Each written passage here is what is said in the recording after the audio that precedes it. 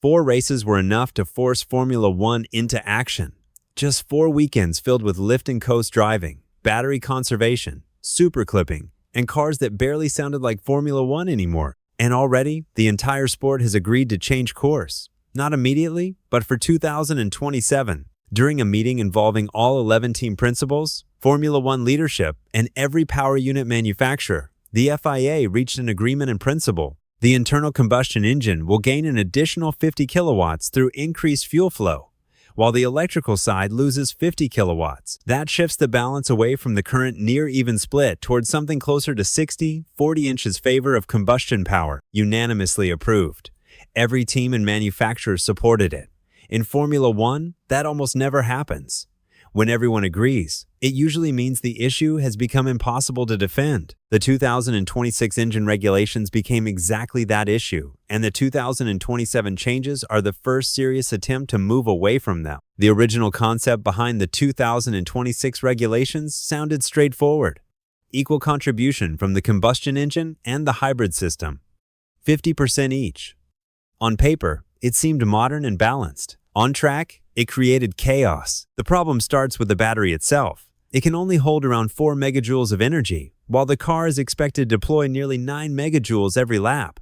That shortfall changes everything. Drivers are constantly forced to recharge the system aggressively, lifting early before braking zones, coasting down straights, and driving Formula One cars as if they are trying to maximize fuel economy on a highway. The consequences became obvious almost immediately. Bearman's 50G crash in Japan happened after the car ahead suddenly lost power. Leclerc lost a qualifying lap because software determined his throttle application crossed a program threshold. Verstappen became trapped behind Gasly because attempting an overtake under braking would drain the battery and leave him vulnerable on the following straight. The 50/50 formula did not create better racing. It created battery management disguised as motorsport. The surprising part was not that Formula One changed direction. The surprise was that it took 4 races before everyone accepted it. At first glance, the 2027 adjustment sounds deeply technical. In reality, the concept is simple. Currently, the combustion engine produces around 550 horsepower, while the electrical system contributes another 470 horsepower. Together, the package reaches roughly 1,000 horsepower, but only while the battery remains fully charged.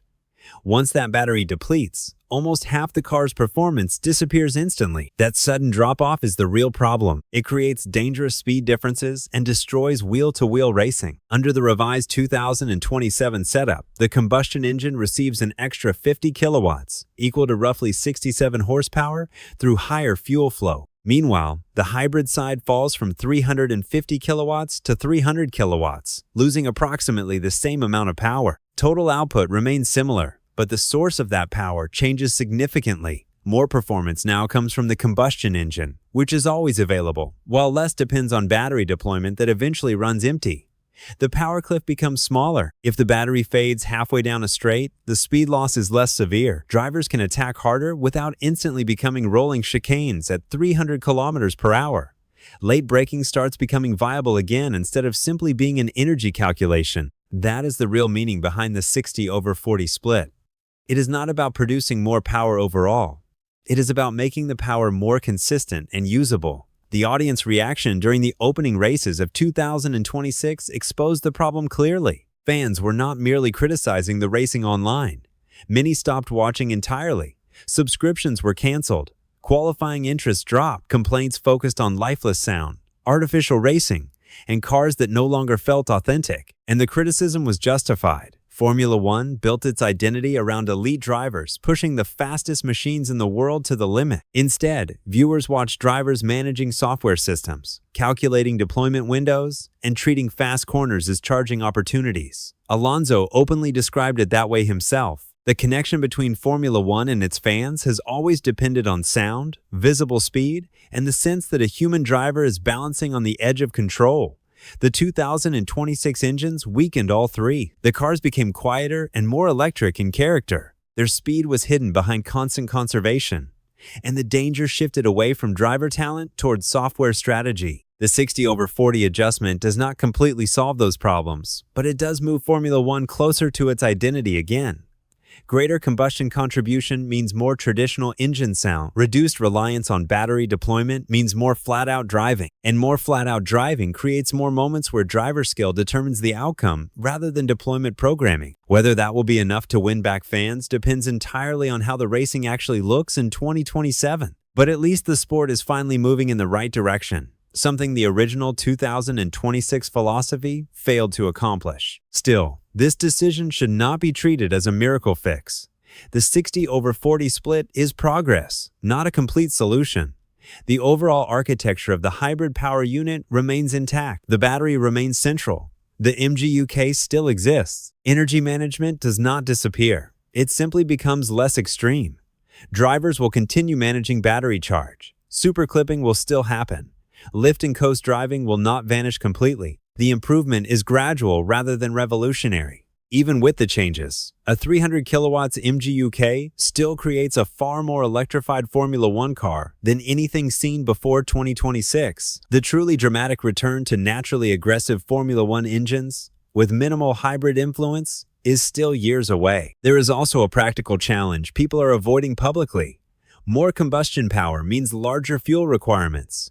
Larger fuel requirements mean bigger fuel tanks and modified chassis designs. Teams are effectively being asked to redesign major components of cars they already invested hundreds of millions developing for 2026. That is a major undertaking. Even so, the direction itself is correct. The intent behind these changes makes sense, but anyone expecting 2027 to recreate the atmosphere of 2014 is likely going to be disappointed. The cars will improve compared to 2026, but they will not fully return to what Formula One once was.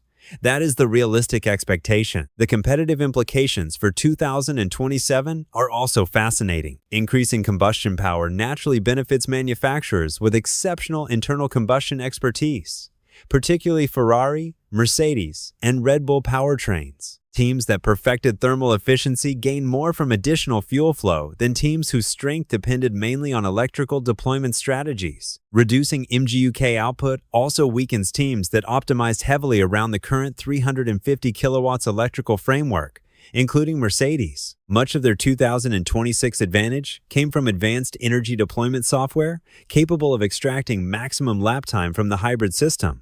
At 300 kilowatts, that edge becomes less valuable. The competitive order does not completely reset, but the balance certainly shifts. For Ferrari, the timing could be especially important.